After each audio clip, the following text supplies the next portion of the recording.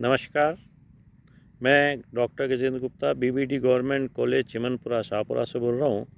और आज का ये जो वीडियो लेक्चर है बीएससी पार्ट फर्स्ट के बच्चों के लिए है। बीएससी पार्ट फर्स्ट के बच्चों को मैं बता दूँ छात्रों, अपन पेपर सेकंड इलेक्ट्रोमैग्नेटिक्स पढ़ रहे हैं और उसमें यूनिट थर्ड अपन चालू किया था अपन ने। और उस थर्ड यूनिट को जो चालू कर रहे हैं अपन, उसमें सबसे पहले मैं लॉरेंज बल के बारे में बात करूँगा।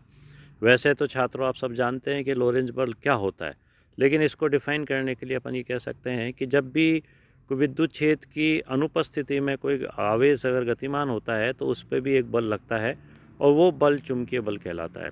अगर आवेश का वेग v है और उसका आवेश का मान q0 है और वो चुंबकीय क्षेत्र जो उत्पन्न हो रहा है वो माना है कि वेक्टर b है, तो जो बल लग रहा है उसको अपन F = Q0 v cross b से बताते हैं, जो कि समीकरण 1 है। क्रॉस का साइन अगर हटाएंगे अपन तो छात्रों अपने को Q0 VB साइन थीटा के रूप से अपने को मिलेगा। इस बल का मान मैक्सिमम और मिनिमम निकाल सकते हैं।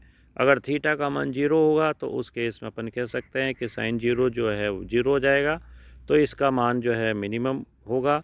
और अगर थीटा का मान π/2 होगा तो इस केस के अंदर इसका मान मैक्सिमम होगा, चुंबकीय बल का मान, और इसका मान समीकरण 2 के द्वारा बताया जाएगा। लेकिन अगर ये माना जाए कि जो भी आवेश गति कर रहा है वो ऐसे क्षेत्र में गति कर रहा है कि जहाँ पहले से ही विद्युत क्षेत्र उपस्थित है, तो उस अवस्था में उस आवेश पे जो लगने वाला परिणामी बल होगा बच्चों, वो परिणामी बल का मान विद्युत बल प्लस चुंबकीय बल दोनों के योग के बराबर होगा। इस अवस्था में अपन ये कह सकते हैं कि वेक्टर F = FE + FB के द्वारा अपन इसको डिफाइन कर सकते हैं। और FE का मान विद्युत बल अपन जानते हैं Q0 वेक्टर E होता है, और चुंबकीय बल अपन ने ऊपर निकाला ही है समीकरण, तो उसे मान रख दें तो समीकरण 3 मिलती है।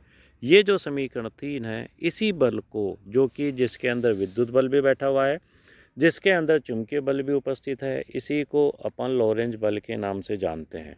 तो ये जो बल है ये लॉरेंज बल है, जो कि समीकरण 3 के द्वारा बताया सकता है। अब अपन इसमें कुछ चुंबकीय क्षेत्र के गुणों का अध्ययन करेंगे। तो चुंबकीय क्षेत्र के गुण कौन कौन से हैं? सबसे पहले आती है चुंबकीय क्षेत्र की दिशा, किस प्रकार से ज्ञात की जाए। फिर आता है चुंबकीय क्षेत्र का रेखा समाकलन कैसे बताया जाए। फिर आता है चुंबकीय क्षेत्र बी का कर्ल क्या होगा। इसी तरह चुंबकीय क्षेत्र बी का डाइवर्जेंस क्या होगा। तो सबसे पहले लेते हैं अपन चुंबकीय क्षेत्र के गुण, प्रॉपर्टीज़। और प्रॉपर्टीज़ में सबसे पहले अपन है चुंबकीय क्षेत्र की दिशा। तो बच्चों यहाँ चुंबकीय क्षेत्र की दिशा को ज्ञात करने के लिए आप देख रहे हो सामने यहाँ 3 फिगर आपको दिखाई दे रहे हैं। फिगर 1, 2, 3 तीनों में ही चुंबकीय क्षेत्र की दिशा या चुंबकीय बल रेखाओं की दिशा को ज्ञात करने के तरीके बताएं। सबसे पहला मैक्सवेल का कॉर्क नियम। मैक्सवेल का जो कॉर्क नियम वो ये कहता है कि दाहिने हाथ से अगर किसी पेच के स्क्रू को इस प्रकार से पकड़ें और उसको कि घुमाएं कि वो अंदर की तरह घुसे, उस अवस्था के अंदर जिस दिशा में पेच जा रहा है वो तो धारा की दिशा होती है, दाहिनी दिशा में चला रहे हैं, और जो अपनी उंगलियां घूम रही हैं वो चुंबकीय बल रेखाओं की दिशा को बताती है। तो इस तरह से अपन ये कह सकते हैं कि दाहिने हाथ से इस प्रकार से इस पेच को घुमाया जाए कि वह चालक में प्रवाहित धारा की दिशा में आगे बढ़े, तो जिस दिशा में हाथ के अंगूठे को घुमाना पड़ता है वही चुंबकीय बल रेखाओं की दिशा होती है, जिसको कि अपन ने चित्र 1 के द्वारा बताया गया है। दूसरा बताया दाएं हथेली का नियम। दाएं हथेली के नियम में अपन ये कह सकते हैं कि कोई भी वायर है या कोई भी चालक है जिसमें धारा प्रवाहित हो रही है, उसको अपन दाहिने हाथ से इस प्रकार पकड़ें कि अंगूठी की जो दिशा है बच्चों वो धारा की दिशा के अंदर आ जाए, तो अंगुलियों की जो दिशा है वो चुंबकीय बल रेखाओं की दिशा को बताती है। तीसरा जो है वो है वृत्तीय धाराओं के लिए दाएं हथेली का नियम। तो वृत्तीय धाराओं के दाएं हथेली के नियम में इस प्रकार से कह सकते हैं कि इस नियम के अनुसार यदि किसी वृत्ताकार चालक कुंडले में धारा की दिशा दाहिने हाथ की बंद उंगलियों की दिशा में हो तो चुंबकीय क्षेत्र की दिशा खींचे हुए अंगूठे के द्वारा प्रदर्शित की जा सकती है।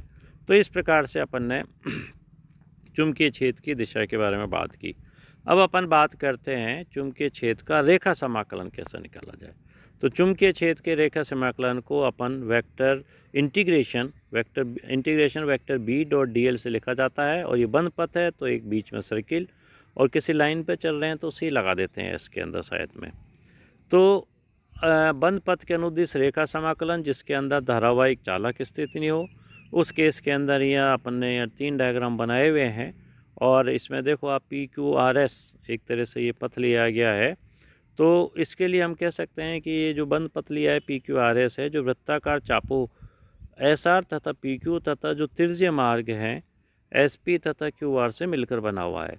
ये बंद पथ धारावाहिक चालक के लंबवत तल में स्थित है, अतः SP तथा QR चुंबकीय क्षेत्र सदिश वेक्टर B के लंबवत तथा पथ PQ तथा RS चुंबकीय क्षेत्र के सदिश वेक्टर B के अनुदिश होंगे। तो इस पूरे पथ को अपन इस तरह से टुकड़ों में भी लिख सकते हैं, जो PQRS का पथ है कि P से Q, Q से R, R से S और S से P। P से Q को देखें, जिसको अपन वेक्टर B डॉट DL हैं, तो डॉट प्रोडक्ट है, तो इसको BDL cos थीटा से बता सकते हैं। यहाँ अपन जानते हैं कि थीटा का मान 0 है, इसलिए cos थीटा का मान 1 होगा। और B का मान जो अपन जानते हैं कि mu naught I upon 2 pi R1 के द्वारा यहाँ बताया जाएगा। R1 R2 यहाँ डिस्टेंसेस जो बताई हुई हैं, है ना, जिस पे धारा बह रही है, ठीक है, I जो है वो करंट बह रही है, उस पर पॉइंट को बता रहा है वो। तो DL का मान PQ और ये वैल्यूज़ रखें अपन, तो अपने को समीकरण 2 मिल जाती है। इसी प्रकार से चूँकि दूसरे केस में जो QR है उसमें थीटा 90 डिग्री है, इस वजह से अपने को समीकरण 3 मिलती है, जहाँ cos थीटा का 0 आ जाएगा। और इसी प्रकार से समीकरण 4 जो बिल्कुल इसके विपरीत होगी समीकरण 2 के, इसलिए यह माइनस आ जाएगा। और नेक्स्ट समीकरण RS के लिए वापस अपने को जो है उसका मान जो है समीकरण 5 के द्वारा 0 बता सकते हैं। अगर अपन सबको रख देंगे मेन समीकरण के अंदर, समीकरण 2 से 5 तक के समीकरणों को अगर समीकरण 1 में रख देंगे, तो रखने के बाद अपने को नेक्स्ट जो समीकरण मिल रही है वो समीकरण 6 मिल रही है। तो इस प्रकार अपन ये कह सकते हैं कि वह integration B dot DL is equal to 0 बंद पथ के लिए। इस प्रकार अन्य पथों के लिए भी चुंबकीय क्षेत्र का रेखा समाकलन शून्य के बराबर सिद्ध किया जा सकता है। कहने का मतलब ये हुआ कि बंद पथ के लिए जो रेखा समाकलन है वो एक्चुअली कहना शून्य के बराबर आएगा।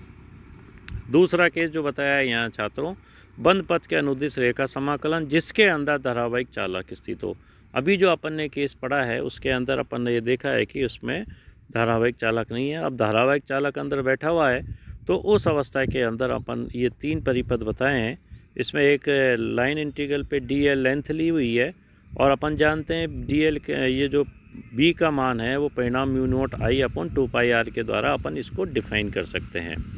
और बंद पथ के लिए जो रेखा समाकलन है इसको अपन BDL cos थीटा, और थीटा इज इक्वल टू 0, इसलिए यहाँ BDL आ जाएगा। और चूंकि इसका मान B का मान रख देंगे अपन, और जो DL है अगर पूरा वृत्त है तो वृत्त के लिए DL का मान का इंटीग्रेशन करेंगे, तो अपन जानते हैं वृत्त की जो परिधि होती है वो होती है 2 पाई R, तो इसको अपन 2 पाई R भी लिख सकते हैं। और ये वैल्यूज़ रख देंगे तो अपने को नेक्स्ट समीकरण मिलती है, जिसका बंद पथ का इंटीग्रेशन म्यू नोट I के बराबर होता है। तो इससे अपन अन्य पथों के लिए भी सिद्ध कर सकते हैं कि बंद पथ का जो रेखा समाकलन है वह इंटीग्रेशन B डॉट DL का जो मान है वो बंद पथ के अंदर स्थित चालक में प्रवाहित कुल धारा म्यू नोट के गुणनफल धारा तथा म्यू नोट के गुणनफल के बराबर होता है। इसे हम एम्पियर की परिपथीय नियम भी कहते हैं अपन, जो अपन पहले पढ़ चुके हैं। या आगे थोड़ा मैं और भी बताऊंगा इसके बारे में। तीसरा, चुंबकीय क्षेत्र B का कर्ण कैसे निकालें। तो चुंबकीय क्षेत्र B का कर्ण निकालने के लिए अपन ये जानते हैं कि बंद पथ की कोई कल्पना कर रहे हैं अपन, तो उस बंद पथ द्वारा जो परिबद्ध धारा है उसको अपन I integration J dot DA के द्वारा बता देते हैं, जो समीकरण 8 है। लेकिन चुंबकीय क्षेत्र का रेखा समाकलन समीकरण 9 के द्वारा बताया जाता है। समीकरण 9 में I का मान अगर समीकरण 8 से रख देंगे तो नेक्स्ट समीकरण मिल जाती है अपने को समीकरण 10। और स्टोक्स कर्ण प्रमेय से अपन ये समीकरण 11 लिख सकते हैं। अगर 10 और 11 को आपस में काम में लें तो अपने को समीकरण 18 प्राप्त होती है, जिसको divergence cross B is equal to mu naught J के द्वारा अपन इसको डिफाइन कर सकते हैं। चौथे में अपन ये बता रहे हैं कि चुंबकीय क्षेत्र B का डाइवर्जेंस कैसे निकालें। तो जो डाइवर्जेंस की जो परिभाषा होती है बच्चों, उसको अपन इस तरह से बता सकते हैं कि divergence B is equal to del dot B vector B और लिमिट dV टेंड्स टू 0। तो आयतन dV को परिबद्ध करने वाले पृष्ठ से निर्गत चुंबकीय फ्लक्स अपॉन dV, और इससे अपन समीकरण 14 प्राप्त कर सकते हैं। और अपन ये जानते हैं कि चुंबकीय क्षेत्र में कोई भी स्रोत या सिंक नहीं होता है, इस कारण चुंबकीय बल रेखाएं अंतहीन बंद वक्र बनाती है। ऐसे क्षेत्र में किसी बंद पृष्ठ की कल्पना की जाए तो पृष्ठ से जितनी बल रेखाएं बाहर निकलती हैं छात्रों, उतनी ही बल रेखाएं पृष्ठ से पृष्ठ से प्रवेश भी करती हैं। इसलिए किसी बंद पृष्ठ से निर्गत कुल चुंबकीय फ्लक्स का जो मान है उसको हम हमेशा शून्य से बताते हैं और इसको समीकरण 15 के द्वारा डिफाइन किया जाता है।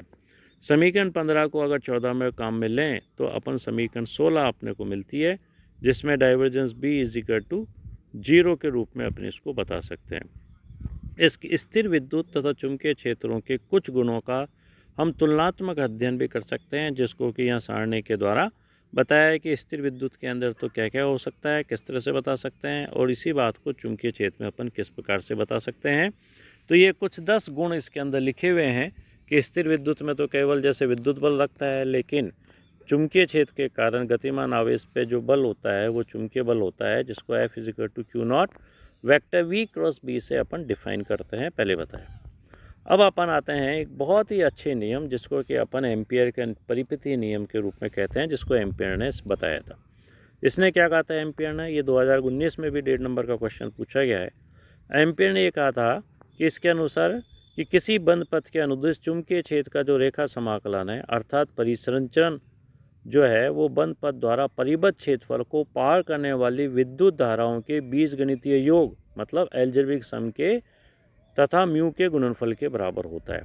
तो अपन इस तरह भी कह सकते हैं कि integration vector B dot DL का मान जो बराबर होगा वो होगा म्यू समेशन ऑफ I के द्वारा बताया जा सकता है।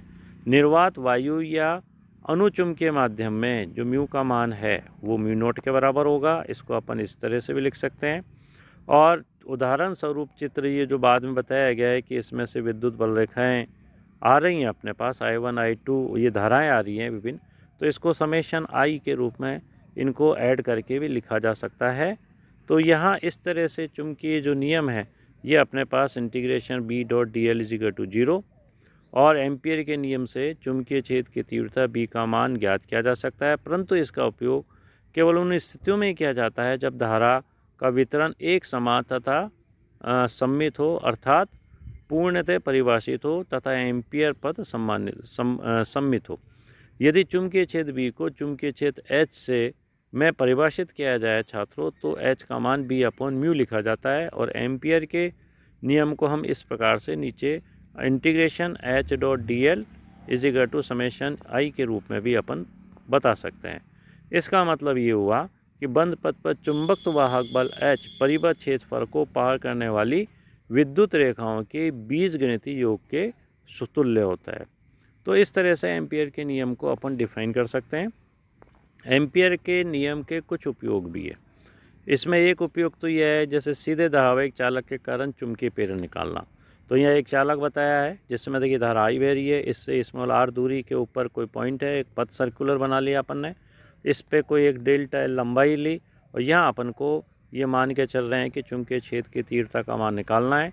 तो इसमें एम्पियर के नियम के अनुसार अपन ने काम में ले लिया integration B dot DL is equal to mu naught summation I, और इसको अपन ने चूँकि B और DL के बीच में जो एंगल बन रहा है थीटा का मान 0 है, तो इसको cos 0 1, तो समेशन I जो है कैपिटल I के बराबर मान ली, और जो पूरा पथ है डेल L की जगह इंटीग्रेशन के अंदर ये 2πr आ जाएगा। तो इनकी वैल्यू अगर रख देंगे तो B का मान अपने पास निकल के आ रहा है mu naught upon 4π dot 2I upon R के द्वारा अपन इसको डिफाइन कर सकते हैं। तो ये सीधा धारावाहिक चालक के कारण चुंबकीय प्रेरण के मान को बताता है। इसी प्रकार से दूसरा धारावाहिक ठोस चालक सिलेंडर के कारण चुंबकीय क्षेत्र, तो यहाँ एक सिलेंडर बताया है, यहाँ पे अपन ने सिलेंडर है तो इसकी त्रिज्या बताई है अपन ने, 2 त्रिज्याएँ हैं इसकी, और उस केस के अंदर अपन ये एक स्मॉल r और कैपिटल R 2 तरह से बता सकते हैं अपन। और एम्पियर का नियम अगर काम में लें अपन तो एम्पियर के नियम से समीकरण 1 लिख सकते हैं अपन, और इसमें जो थीटा है वो 0 है अपने पास, तो इसको इंटीग्रेशन B डॉट DL, और जो ऊपर की जो सर्किल है उसमें अगर r त्रिज्या मान लें अपन इसकी बेलन की जैसे दिखाई है, तो ये 2πr वैल्यूज़ रख दें तो समीकरण 2 अपने को प्राप्त हो जाती है। तो अतः बेलनाकार धारावाहिक चालक के बाहर चुंबकीय क्षेत्र पतले धारावाहिक चालक के कारण उत्पन्न चुंबकीय क्षेत्र के बराबर ही होता है या उसके समान से बताया जा सकता है। मतलब बेलन के बाहर स्थित किसी बिंदु पे अपन ने चुंबकीय क्षेत्र लगाया।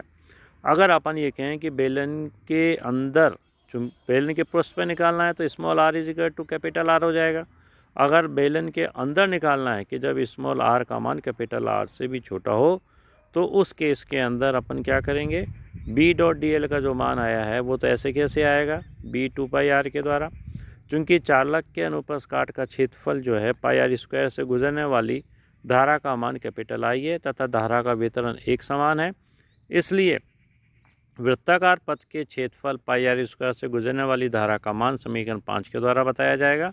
और एम्पियर के नियम से अपन जानते हैं उसकी वैल्यूज़ को अगर उसमें रख देंगे तो बी का मान निकल के आ जाता है छात्रों, जो कि समीकरण 6 से बता रहे हैं। इस तरह से एक ग्राफ यहाँ खींच के बताया है, जो कि अंदर देखा अपन ने बी का मान डायरेक्टली प्रोपोर्शनल टू आर है, स्मॉल आर।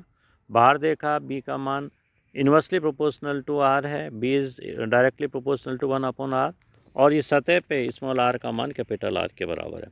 इस प्रकार से तीनों स्थितियों के अंदर अपन ने निकाल के बताया।